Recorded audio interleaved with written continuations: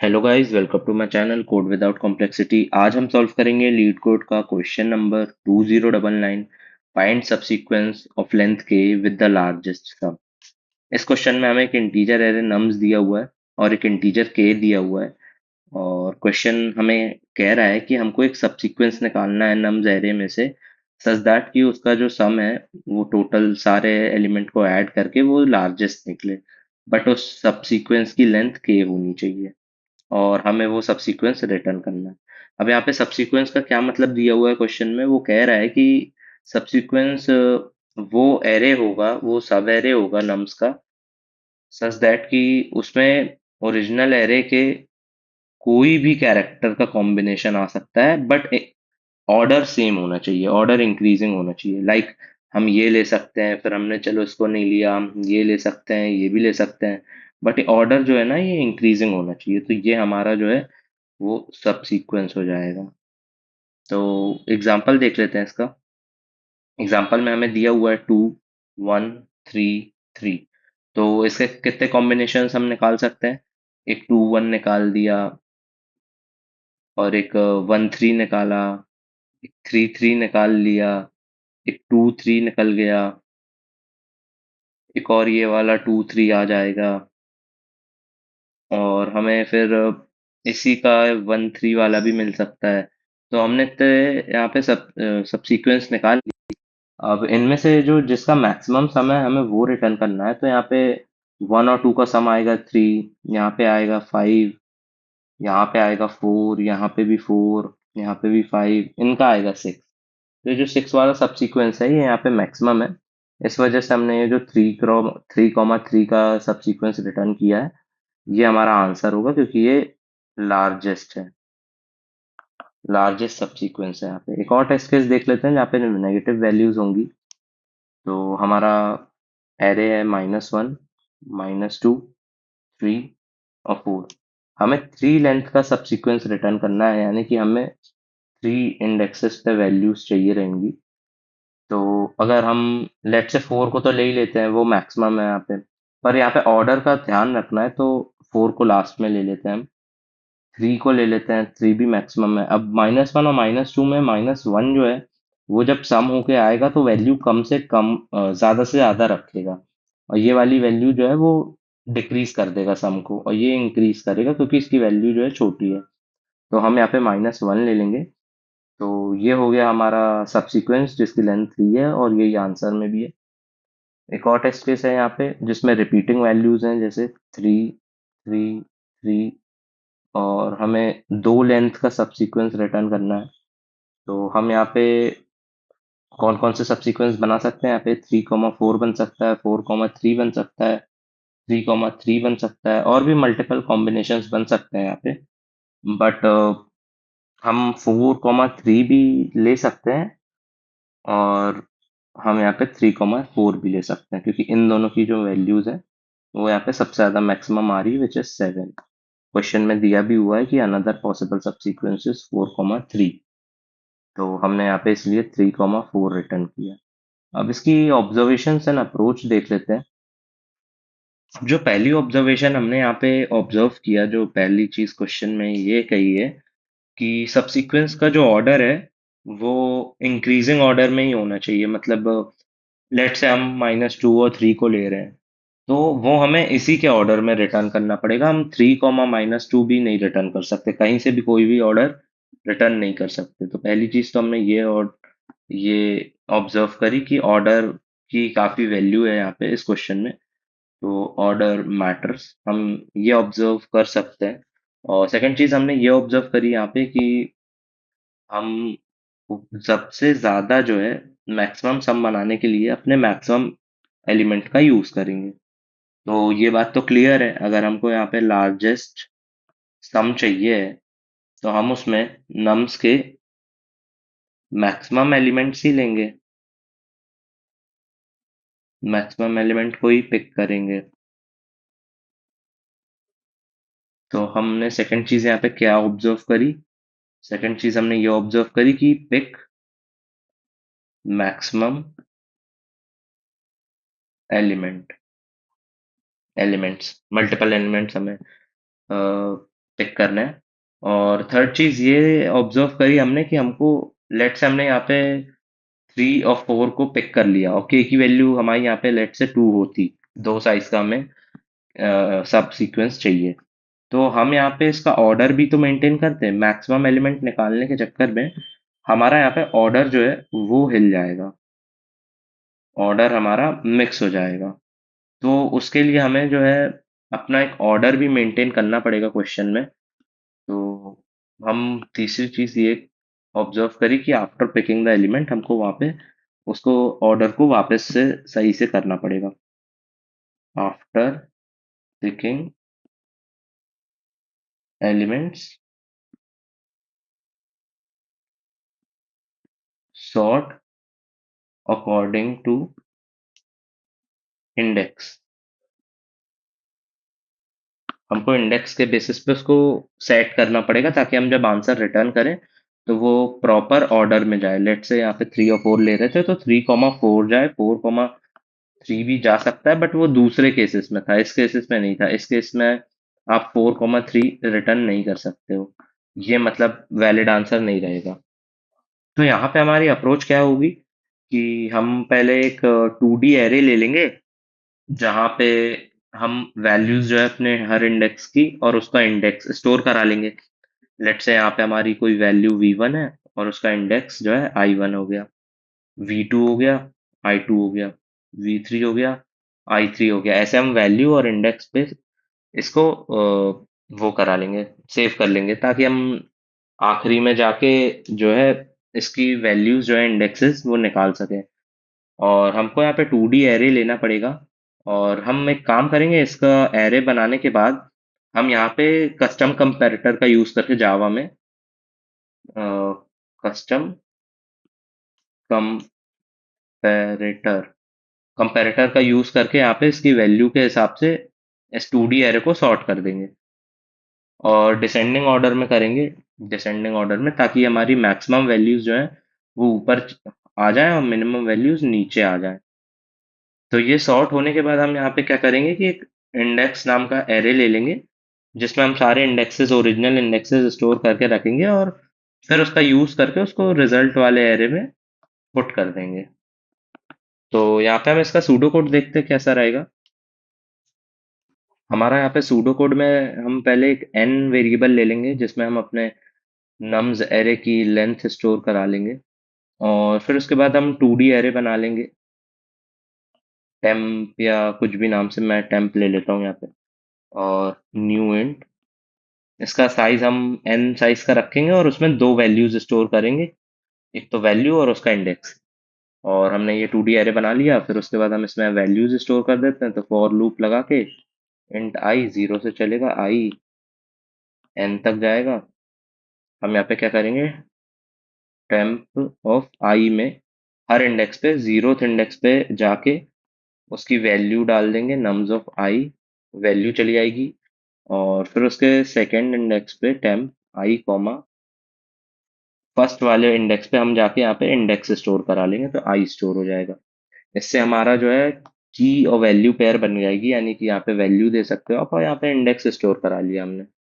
और फिर उसके बाद हम क्या कर सकते हैं, यहाँ पे हमने बोला था कि इस एरे को ही सॉर्ट कर देते हैं तो ज़्यादा आसान रहेगा, डिसेंडिंग ऑर्डर में सॉर्ट कर देंगे। तो हम जावा में हैं तो हम यहाँ पे कस्टम कंपैरेटर का यूज़ कर सकते हैं। तो हम यहाँ पे एरेज डॉट सॉर्ट लगा देंगे और इसके अंदर हमको अपना टेम्प एरे भेज सकते हैं। और क्योंकि ये 2D एरे है तो यहाँ पे हमको एक न्यू कस्टम कंपैरेटर क्रिएट करना पड़ेगा। तो यहाँ पे हम न्यू कंपैरेटर और फिर उसके बाद यहाँ पे सिंटैक्स इसका हम कोड करते ही समय सही से देख लेंगे।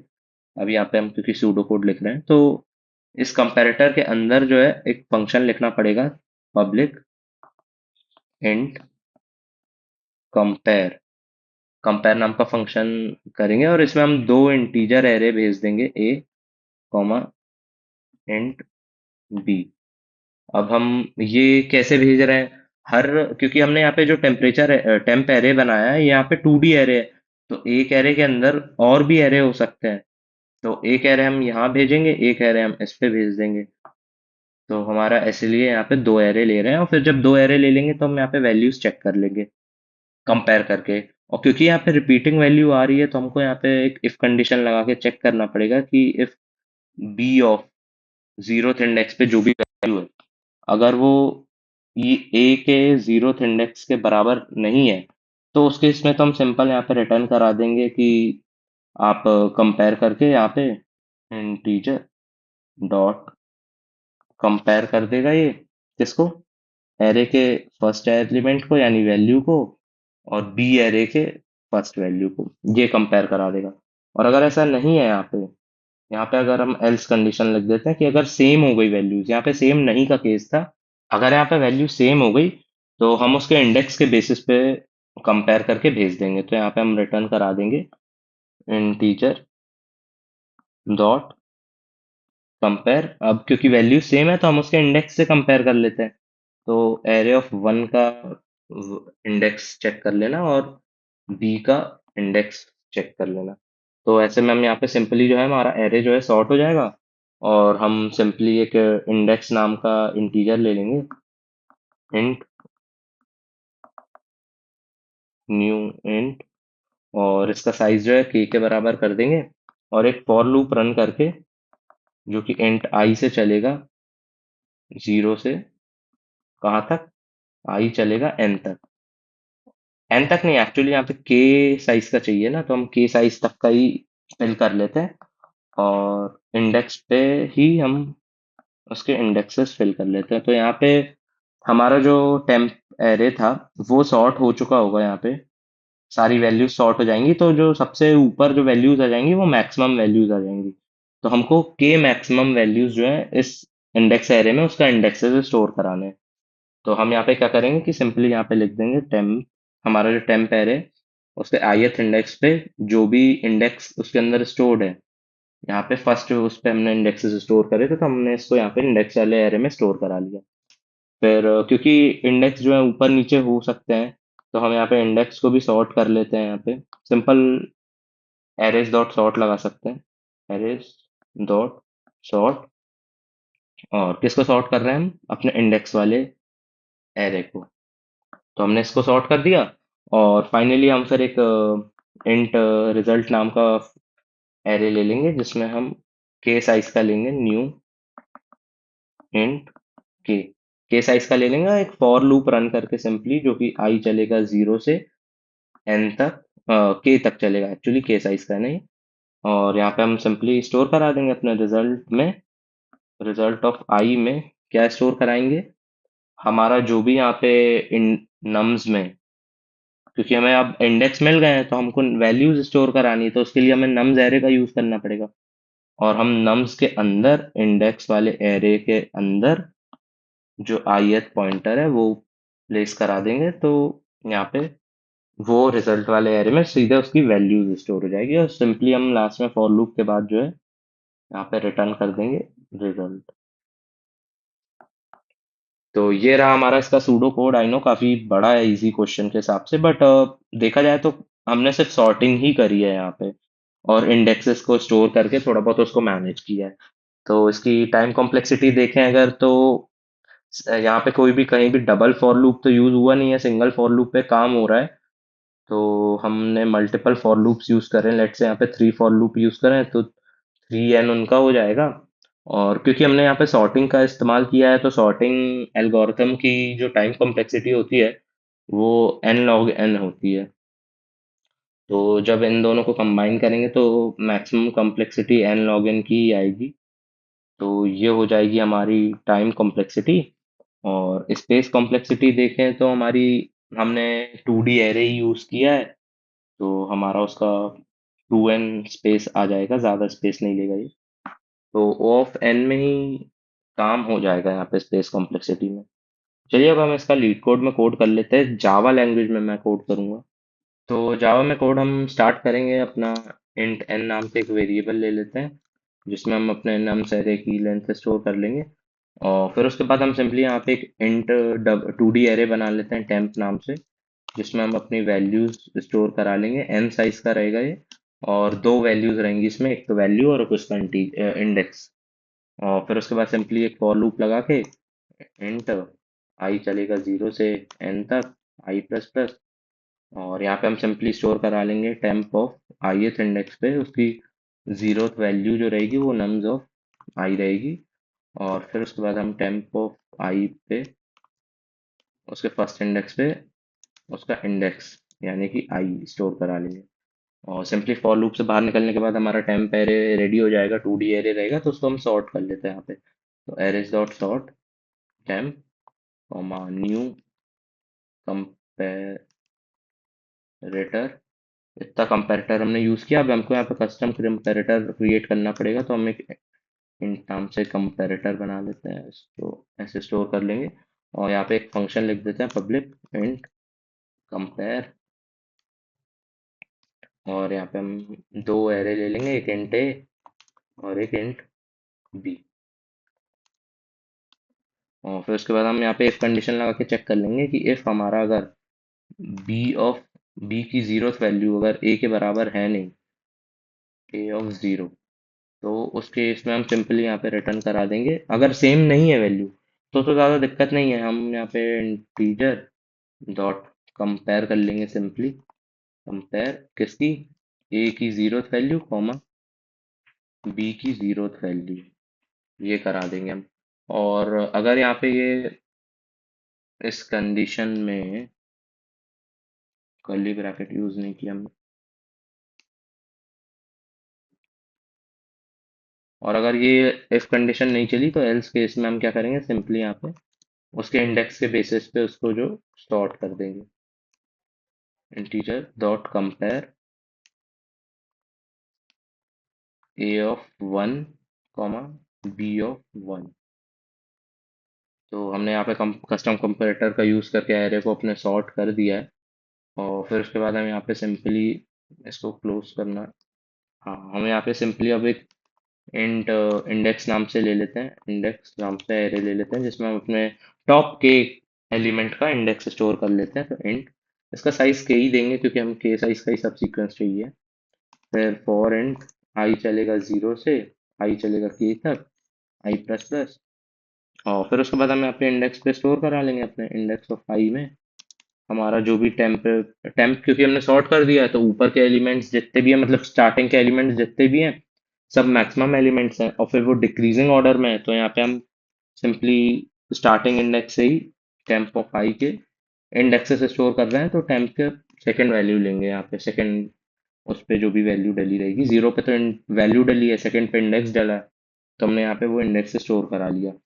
अब उसके बाद हम सिंपली यहाँ पे इंडेक्स स्टोर करा लिया तो इसको भी सॉर्ट कर देते हैं। तो arrays dot sort index array sort कर देगा। फिर एक बार हम एक इंट और रिजल्ट नाम से एरे ले लेंगे जिसमें हम वैल्यूज स्टोर करा लेंगे, न्यू इंट के।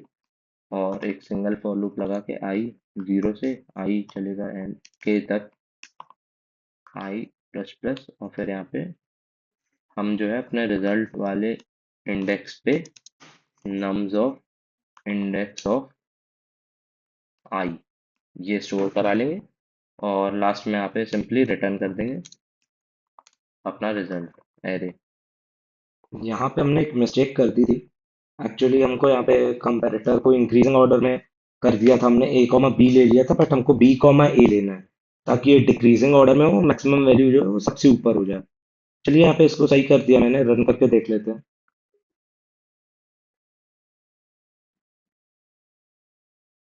एग्जाम्पल टेस्ट केसेस चल गए हैं, सबमिट कर लेते हैं।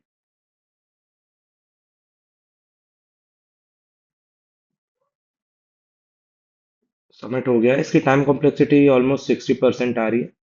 Thank you for watching guys.